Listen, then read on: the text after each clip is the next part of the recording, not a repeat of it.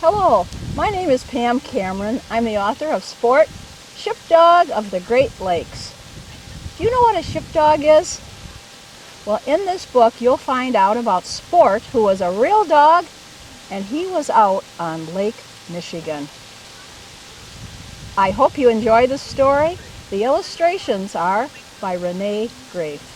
Thank you. Sport, Sheepdog of the Great Lakes. With a storm rolling in over Lake Michigan, the docks seemed even busier than usual.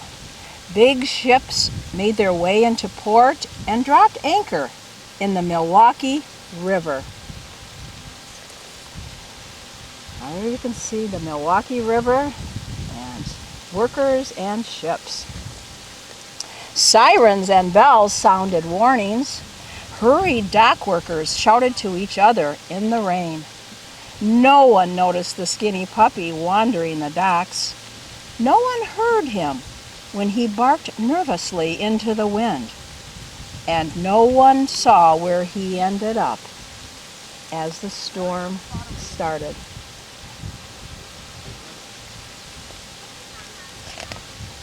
Until the hyacinth arrived. Off the starboard! Dog in the water! Dog in the water! Captain, we're taking the dinghy down. Albert and Clifford didn't wait for their captain's okay. Quickly, the two crewmen lowered the boat into the water. Albert and Clifford steered the dinghy, trying to reach the puppy before the river current carried him into the lake. "Come here, pup, come here, we'll get you," they called out over the wind.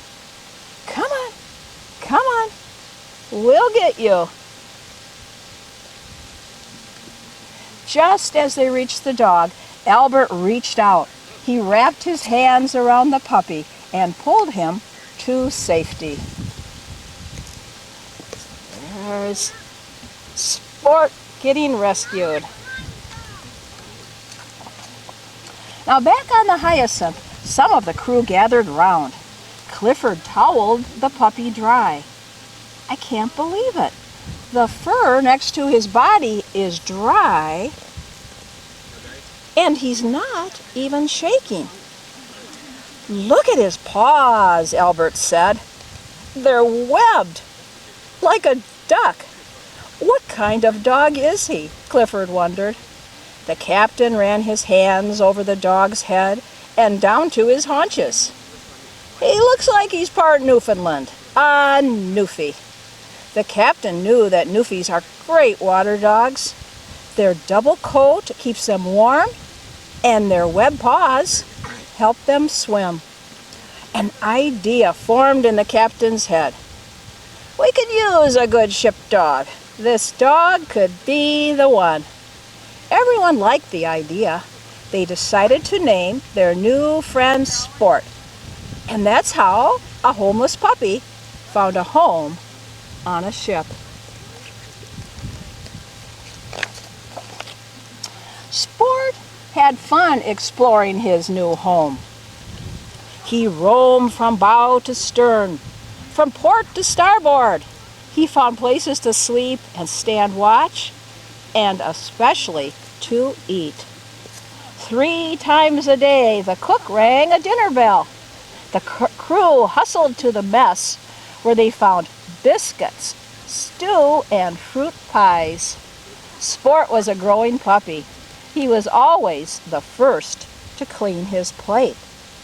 Now here's the ship, all identified parts of it. I'd like to point out one part, and that's up here, the pilot house. And there's Sport. In between meals, Sport watched the crew members as they worked. They loaded coal, kerosene, lamps, lumber, tools, paint, furniture, firewood, and even small boats onto the Hyacinth. "Watch out for Sport," the crew members would call. Quickly, Sport learned to stay out of the way.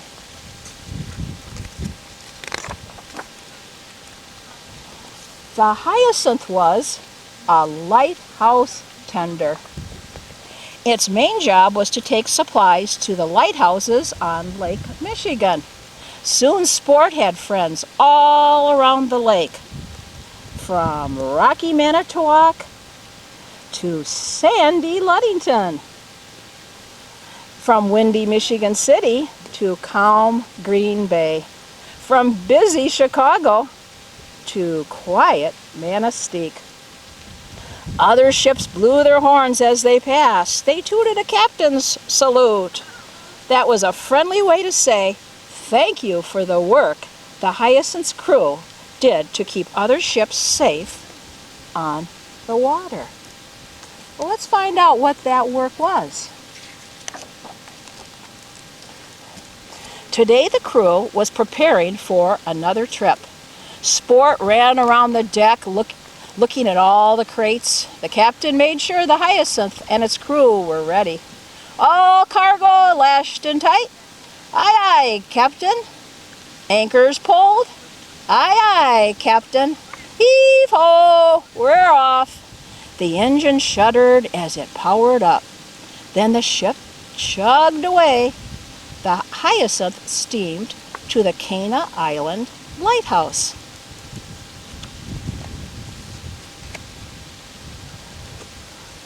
And there's the Cana Island Lighthouse. The crew took supplies from the Hyacinth. If you look carefully, you can see the Hyacinth right in the back. There's a shallow port. They couldn't come all the way in. They took the supplies from the Hyacinth to a rowboat. When the rowboat got close to shore, the crew needed Sport's help. Okay, Sport, Albert said. Show us how smart you are. Albert shook out a rope and threw it into the water. Sport carried the line to shore.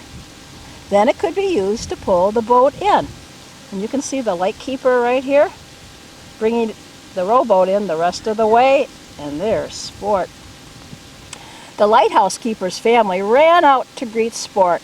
The children squealed in delight at the sight of a dog bringing them their supplies.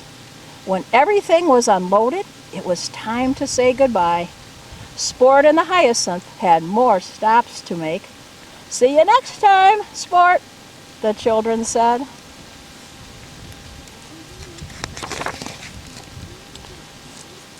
Sport watched one day as the crew placed a buoy to mark a hidden, shallow area near Big Sable Point Lighthouse.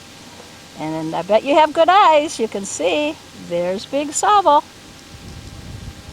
Just as Clifford climbed to the top of the buoy to adjust the light, his tool bag dropped in the water. Sport dove in. He grabbed the bag and dragged it back to the boat. Albert steered the dinghy closer to the buoy so Clifford could climb aboard. Then they picked up Sport from the water. Let's get you home, Sport, Albert said. We're not leaving you behind. Sport was rescued again. Now the ship was out on the water from April when the ice came out until wintertime, December or January. So they worked hard all those months, spring up into wintertime. And in the spring, when baseball started, the captain wanted his crew to have a good time. So they were on a baseball team.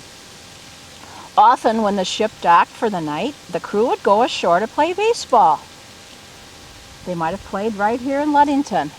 They played it also against crews from other ships. One night, Sport ran onto the field to join his team.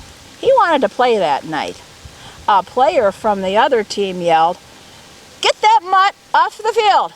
Get that mutt off the field! We're not playing with the dog!" But the crowd up in the stands started shouting, "Sport! Sport! Sport! We want Sport!" And so Sport joined his team that night. He caught the ball and he tagged players. Of course, he needed someone else to bat for him. If you look carefully, H on the uniforms for the Hyacinth. One morning, the Hyacinth sailed into a thick fog. The quiet was eerie, unbroken by waves or wind. Then the sound of a foghorn broke the stillness. It was the Grand Traverse Lighthouse's foghorn. "Cut the engine, now," the captain told his first officer. "Anchors down. Listen for any ships coming toward us." Sport's ears twitched up. He ran to the bow, stopped, and let out an explosion of barks. Albert ran to Sport's side. He could just make out the outline of a passenger ship approaching. The other ship might not see the Hyacinth through that fog. The captain grabbed the whistle cord and blew one long whistle, then two short whistles. He repeated that pattern twice. That signaled, "We're a stopped ship on open water." The two ships might have hit each other, but the crew on board the passenger ship heard the signal and pulled away just in time. Now at the top of the page here we have an example of one of a signal from a foghorn. Lights and foghorns had different signals, so ships would know exactly where they were. Have you ever been to Chicago? It's a pretty big city. Well, Sport went to Chicago. He always found new and exciting smells in the city. As the crew loaded coal, Sport explored the docks. The captain would blow a whistle calling him back when it was time to leave. They had to leave on time. The keepers around the lake were counting on them to make deliveries. One day, Sport wandered too far. A warehouse worker spotted him. He thought Sport looked like a good watchdog. So there he is sniffing around. There's Captain Maynard. Sport's not hearing that whistle. And here's the warehouse worker. He did not know that Sport had a job on a ship. The man looped a rope around Sport's neck and led him to a warehouse. Sport didn't know what was happening or how he would get back to his ship. Oh, look at him. His head is down. He's not very happy. The next day, an ice wagon was out delivering ice to restaurants and grocery stores. The driver of the ice wagon recognized Sport. He had seen Sport on the docks before. "Sport, what are you doing here?" He turned to the warehouse worker. "That dog belongs on the Hyacinth. He needs to be returned to his ship." The iceman quickly untied the rope around Sport's neck and told Sport to get in the ice wagon. "I'm getting you home, Sport." The ice wagon raced to the docks. Sport didn't see his ship or crew anywhere. The Hyacinth was gone. But what he saw was the Indiana, one of the largest passenger ships on Lake Michigan. "Is that Sport?" the captain of the Indiana called down. He's probably way up here. "If that's Sport, he can hitch a ride to Milwaukee with us." How lucky it was that so many people on the lake knew Sport. Now on that passenger ship were people, families taking vacations. Maybe they were in Chicago, maybe they were coming to Ludington or this area to go on vacation. Families mean kids, children. Now Sport was down in the freight area and the children were up in the dining room and they started hearing about the dog on their ship. They all wanted to hear the stories of the ship dog who fell into the Milwaukee River during a storm, who joined a crew, and he lived on a ship. A dog who brought supplies to all the lighthouses. A dog who played baseball. A dog who looked out for his crewmates on the Hyacinth, and who had made friends all over Lake Michigan. And here are all the kids, all the children. They must have asked if they could come down, and Sport looks a lot happier. Afterward, the children told their families and friends about Sport, and the story of Sport continued to spread. I bet he got lots of hugs that day. Meeting the children on the passenger ship had been exciting, but Sport was happy to be back with his crew on the Hyacinth. He had good friends to play with tonight and important work to do tomorrow. And in the background you can see a lighthouse all lit up because it's nighttime, and the starry sky, and a happy crew. That night, Sport fell asleep to the sway of the ship and the sound of the water. He was a ship dog, and this ship was his home. Now, at the beginning I mentioned that Sport was a real dog. I'd like to share a couple photos so you can think about him. He was born in Milwaukee, but he ended his life in the Ludington, Michigan area. So he was all around Lake Michigan. Here he is aboard his ship, and two crewmen have put a life preserver around his head. They must have thought that was fun. But I also think they must have cared about Sport if they had fun and took a photograph of him. Now, the baseball scene. Sport really was on a baseball team. And here he is. He's down at the bottom. It's a little dark. But if I ever see you in the future, I always come with these photographs, and you can see these photographs up close. So there he is with his baseball team. And the ship, a little shinier picture here, there's the Hyacinth. The Hyacinth was built in Port Huron, Michigan, a ship made in Michigan. I hope you enjoyed Sport's story. It's all part of Michigan's history, the maritime history of Michigan. I hope you and your family will read, or if you're in a school situation or an education situation, you'll find out about Sport and do some research about the Great Lakes waters. Thank you.